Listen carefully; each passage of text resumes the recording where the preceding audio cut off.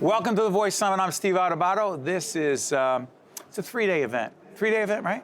Mm-hmm. It's big. It's at NJIT in Newark, New Jersey.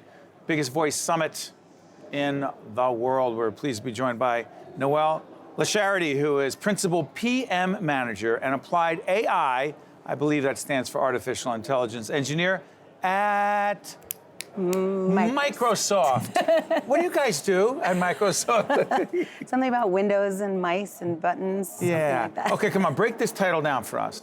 Yeah, so Principal PM means I basically manage product. And so the products I manage are enterprise voice inside of things like Teams, Outlook, Word, right? How do we make that more frictionless? And then the second half is what I do for fun. Applied Artificial Intelligence Engineer? Right. Come on. It's what I do every day. So okay, what is the thing? I build applications with applied AI models, which are models that are really available to any developer on the planet. Okay, here's what I do now. For example. So for example, I was actually just talking about this with someone today.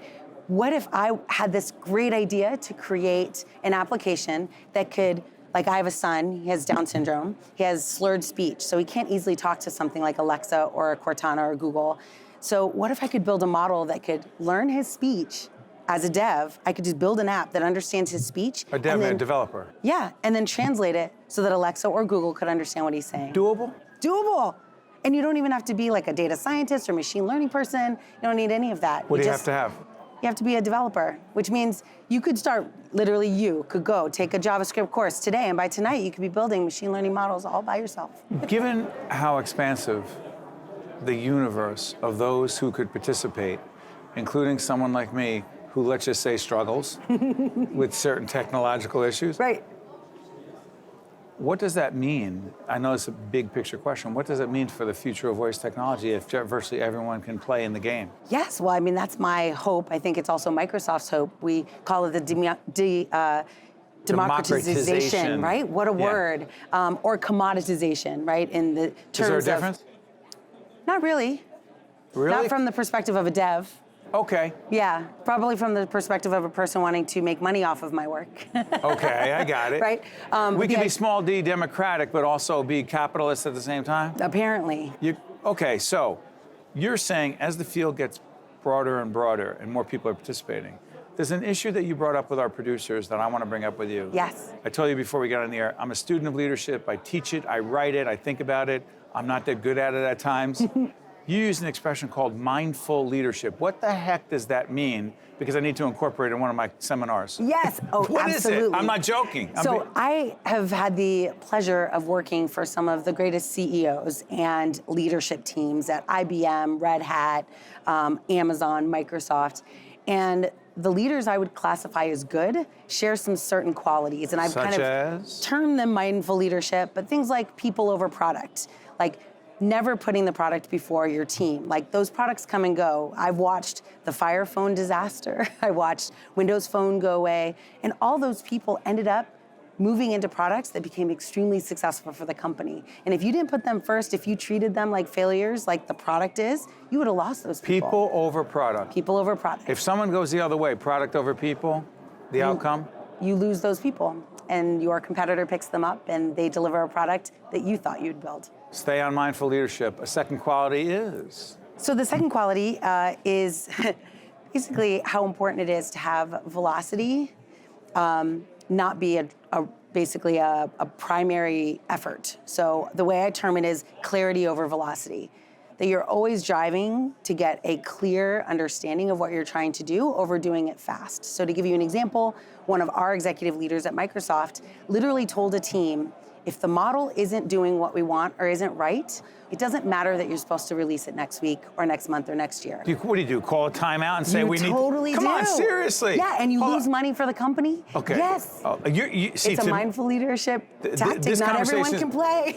This conversation is going to go in a different direction than our producers think right now because, as I said, we also have a podcast all about leadership, and this is going to be on it as well. Because I will tell you, what you just described, in my mind, is about being a truly strategic leader that says, I often argue, and I won't get on a soapbox, the difference between impact versus activity.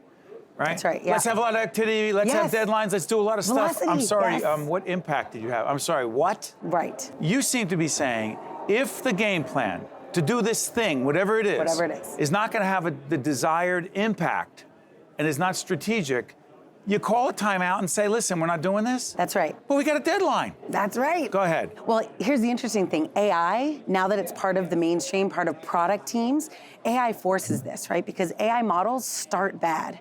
There is no good AI model out of the box. They start wrong before they get right. You train them. Artificial intelligence models, by virtue of them, start wrong? Yes, because you're basically training it on data, and then you're asking it to make a prediction, and you never train it with enough data because you don't know what you're doing. So you're revising as you get input. We call it an feedback. experiment.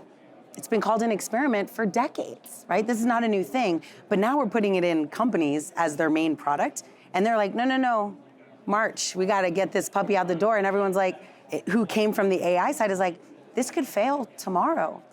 The model could implode, and then we learn from that failure. So what points do you get for putting a product out into the marketplace that really isn't well thought out, is not gonna have a desired impact, and you know are serious problems?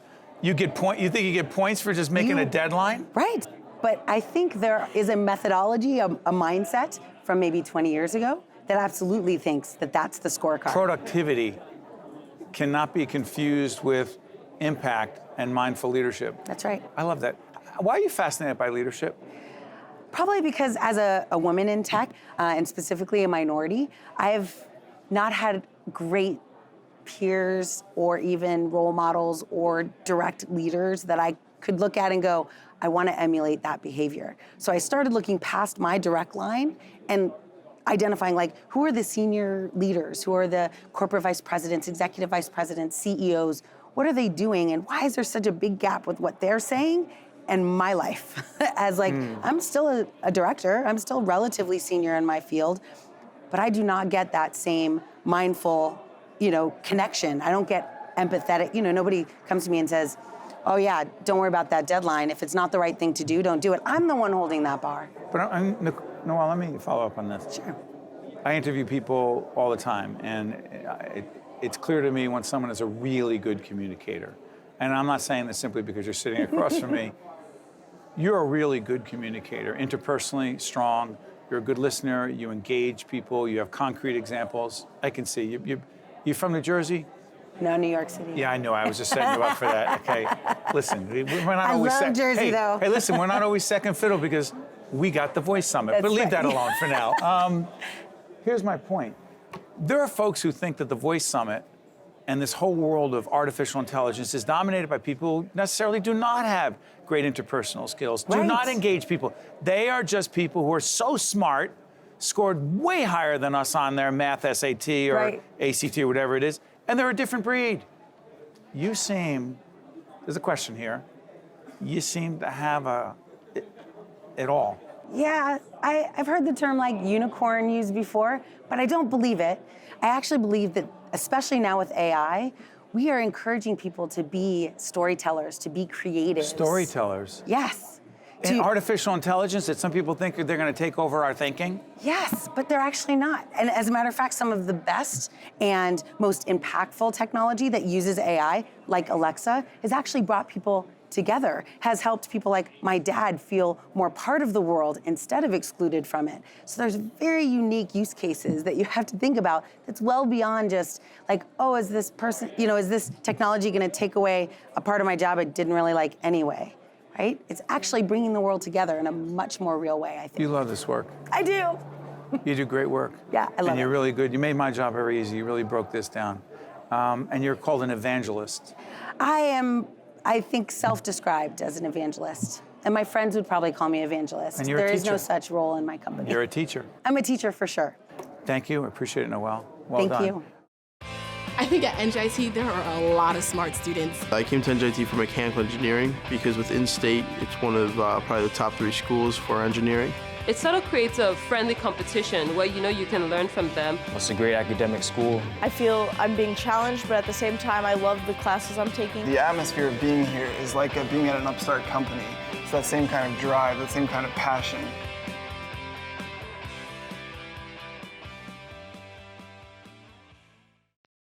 Also brought to you by The law firm of Gibbons, P.C., New Jersey Resources. And by RWJ Barnabas Health,